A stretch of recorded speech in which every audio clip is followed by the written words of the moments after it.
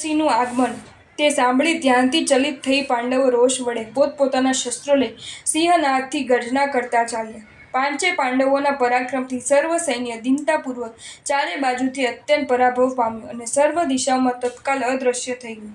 હવે તે વખતે ધર્મરાજાને અત્યંત ઈર્ષ્યા લાગી. બીજા સર્વે પણ તૃષાતુર થયા એટલે તેઓ જળ શોધવા લાગ્યા. આગળ જતાં કમલથી શોભતું એક સરોવર તેમને જોયું. તે સરોવરમાંથી સર્વે કંઠ સુધી જલ પીધું. જલપાન કર્યા પછી થોડી વાર થઈ ત્યાં તો જળપાનથી જ તે સર્વે અકસ્માત મૂર્છિત થઈને પૃથ્વી ઉપર આલોટવા લાગ્યા. એવામાં પોતાના પતિની શોધમાં ફરતી દ્રૌપદી ત્યાં આવી. પતિઓને પૃથ્વી પર આમ તેમ તરફડતા જોઈ દુર્ખાત થયેલી દશે દિશાઓમાં જોવા લાગી. તેટલામાં વલ્કલ વસ્ત્રને ધારણ કરતી કોઈ ભિલ્લ સ્ત્રી તેની આગળ આવી. દ્રૌપદી તે સ્ત્રીને કંઈક કહે તેવામાં તીવ્ર લોચનવાળી, એક હાથમાં કાપાલ અને ખડગને ધારણ કરનારી તેમજ અટ્ટહાસ્ય કરતી અતિ ભયંકર કૃત્ય રાક્ષસી બીજા હાથમાં કૃતિ રાખીને પ્રગટ થઈ. ત્યાં પાંડવોને આમ તેમ આલોટતા જોઈ પોતાનું કાર્ય કરવામાં ઉત્સાહવાળી થઈ અને મુખમાં જીભ હલાવતી તેમની આસપાસ ફરવા લાગી. તેના દર્શનથી કંપતી દ્રૌપદીએ ભિલ્લ સ્ત્રીને પોતાની વચમાં ઊભી રાખી અને કૃત્યાને કહ્યું, હે દેવી, તારા આવવાના પવનથી આ ચર્મદેહી પ્રાણીઓ ભયથી તુરત મૂર્છા પામી ગયા છે અને તેઓ ક્ષણવારમાં પ્રાણને પણ છોડી દેશે એમ જણાય છે. ત્રણેય જગતમાં એવો કોઈ પુરુષ નથી કે જે તારા ક્રોધને સહન કરી શકે. તેથી હે દેવી, સ્વયમેવ જ મરેલા આ સર્વને મારવાથી તારું કાંઈ પણ પરાક્રમ ગણાશે નહીં. આ પ્રમાણે દ્રૌપદીએ ભક્તિ સહિત યુક્તિ વડે તેને સમજાવી. એટલે તે પોતાને કૃતકૃત્ય માનતી અને હાસ્ય કરતી કરતી પાછી ચાલી ગઈ. તેના ગયા પછી દ્રૌપદી પાસે આવી પાંડવોને જોવા લાગી. ત્યારે તેમને મૃતપ્રાય જાણી મૂર્છિત થઈ ફરી ચૈતન્ય પામી વારંવાર ઊંચે સ્વરે વિલાપ કરવા લાગી. ત્યારે ત્યાં ઊભેલા ભિલ્લની સ્ત્રીએ તેના આંસુ લૂછીને કહ્યું, હે સુશીલા, આ સર્વે માયાથી મૂર્છા પામેલા છે. તેઓને મણિકાળા નદીના જળથી પાછા સહજીવન કર. તે સાંભળી દ્રૌપદી ખુશ થઈ અને પાસેથી મણિકાળા નદીનું જળ લાવી તેનું સિંચન કરીને તેઓને સહજીવન કર્યા. અકસ્માત સૂઈને ઉઠ્યા હોય તેમ ઉઠીને પાંડવો આશ્ચર્ય પામી દ્રૌપદીના વચનથી બધી હકીકત સાંભળી વિચાર કરવા લાગ્યા કે અહીં સૈન્ય સાથે કયો રાજા આવ્યો? દ્રૌપદીનું હરણ કોણે કર્યું? વિસ્મય જલવાળું સરોવર ક્યાંથી થયું? આ પ્રિયા દ્રૌપદી ભિલ્લ સ્ત્રીના વચનથી અહીં સ્વયમેવ કેવી ક્યાંથી આવી? વળી તેને અમૃત જેવા મણિકાળા નદીના જળથી આપણને શી રીતે જીવાડે? અહા! શું આ વિધિનો વિલાસ છે કે ચિત્તનો ભ્રમ છે? અથવા શું દેવનું ચેષ્ટિત છે કે સ્વપ્ન છે? આવી રીતે પાંડવો વિચારતા હતા. તેવામાં તેજથી પ્રકાશ પાથરતો કોઈ દેવ ત્યાં આવી શુદ્ધ વાણી વડે તેમને કહેવા લાગ્યો, હે ધર્મકુમાર, આ કાર્યથી તમે ચિત્તમાં કેમ આશ્ચર્ય પામો છો? આ સર્વ માયા કૃત્યને ઠગવા માટે મેં કરી હતી. તમે કરેલા અર્હતના ધ્યાનથી સંતુષ્ટ થયેલો હું ઇન્દ્રનો સેનાપતિ હરિને ગમેશી દેવ છું અને મેં માયા કરીને કૃત્યાને ઠગી છે. હવે જ્યારે જરૂર પડે ત્યારે મને સંભાળજો. એમ કહી તેણે પાંડવોને કેટલાક આભૂષણો આપ્યા. પછી તે પરમર્ધિક દેવ પોતાના સ્થાને ગયો. પૂર્વના વિશેષ પુણ્યથી સર્વ દુઃખ અને ઉપાધિથી મુક્ત થયેલા પાંડવો સમાધિ સહિત વિશેષ રીતે પ્રભુના ધ્યાનમાં તત્પર થયા. એક વખત મધ્યાહ્ન કાલે રસોઈ તૈયાર થઈ હતી. એવા અવસરે કોઈ માંસ ખમણના તપસ્વી મુનિ પારણા માટે ત્યાં આવ્યા. સાક્ષાત સમતા રસરૂપ તે મુનિને જોઈ પાંડવોએ હર્ષના ઉત્કર્ષથી તેમને નમસ્કાર કર્યો. પછી રોમાંચ ધારણ કરતા અને હર્ષથી પોતાને ભાગ્યશાળી માનતા તેઓએ ભક્તિથી મુનિને દાન આપ્યું.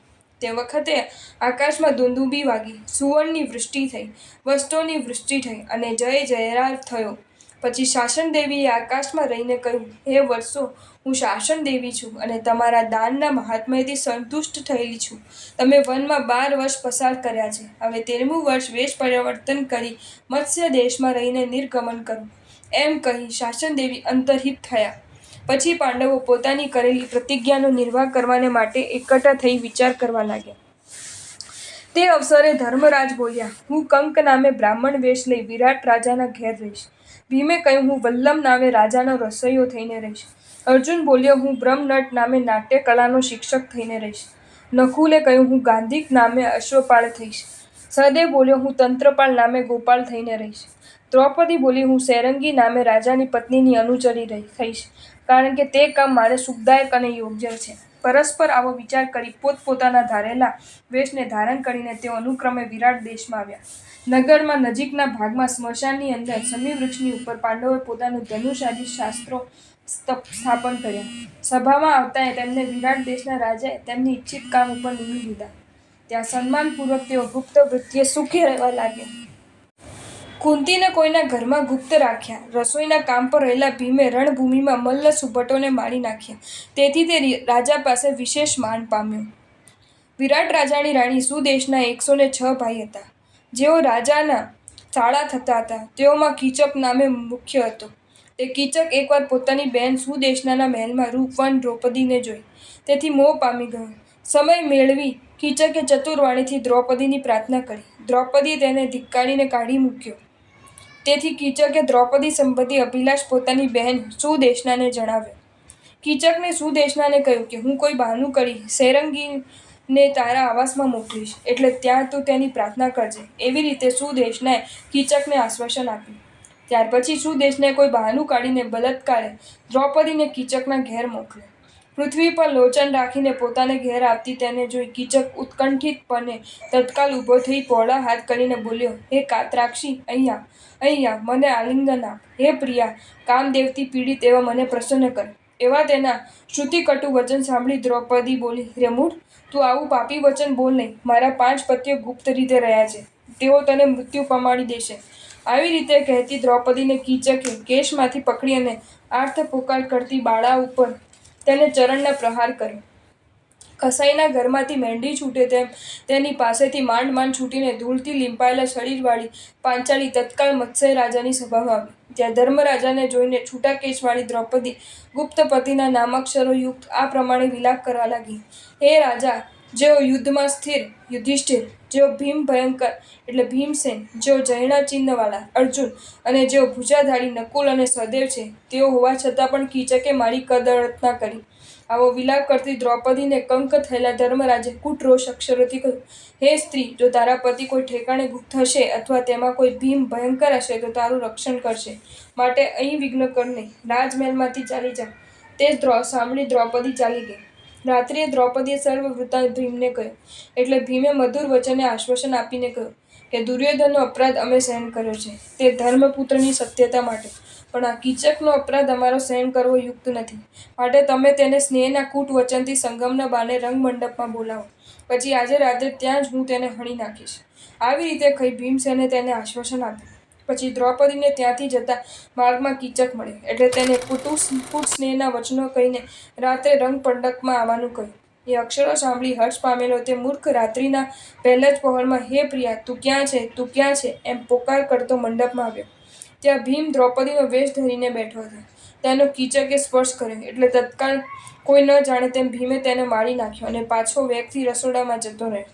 પ્રાતઃકાલે મૃત્યુ પામેલા કીચકને જોઈ તેના ભાઈઓ તેને શિબિકામાં બેસાડીને અગ્નિ સંસ્કાર કરવા ચાલ્યા. ત્યાં આગળ સેરંગીને જોઈને આ સ્ત્રીને કારણે જ આપણા બંધુનો વધ થયો તેમ બોલતા તેઓ દ્રૌપદીને કેશ વડે પકડી ખેંચીને લઈ ચાલ્યા અને તેને ચિતાગ્નિમાં નાખવા તૈયાર થયા. રુદન કરતી અને મનમાં પતિનું સ્મરણ કરતી દ્રૌપદીને તેઓ ચિતાની પાસે લાવ્યા. તે સમયે બલવાન ભીમસેન અકસ્માત ત્યાં આવી ચડ્યો અને કીચકના બંધોને કૂટી કૂટીને અગ્નિમાં નાખ્યા. દ્રૌપદીને દુઃખ મુક્ત કરી. કીચકોને કોઈ ગાંધર્વોએ મારી નાખે એવું જાણી વિરાટ રાજા બંધુઓનો શોકથી વિહલ એવી સુદેશનાને સમજાવ્યું, હે સુલોચના, કેટલાક દિવસ માટે તું આમ વ્યથિત બનીને મનને દુઃખી ન કર. કોપ ચડીને હમણાં એ સેરંગીનું તું સન્માન કર. જ્યારે સમય આવશે ત્યારે તેને ગુપ્ત રહેલા ગંધર્વ પતિઓ પોતાની સ્ત્રીને લઈ જશે. આવી રીતે પતિએ સમજાવવાથી સુદેશના સ્વસ્થ થઈ. જો તમને આ વિડીયો ગમ્યો હોય તો આ વિડીયોને લાઇક કરો અને શેર કરો, અને આવા જ નવા વિડીયો જોવા માટે જૈન ફેક્ટ્સ એન્ડ સ્ટોરીઝની ચેનલને સબસ્ક્રાઈબ કરો. ધન્યવાદ.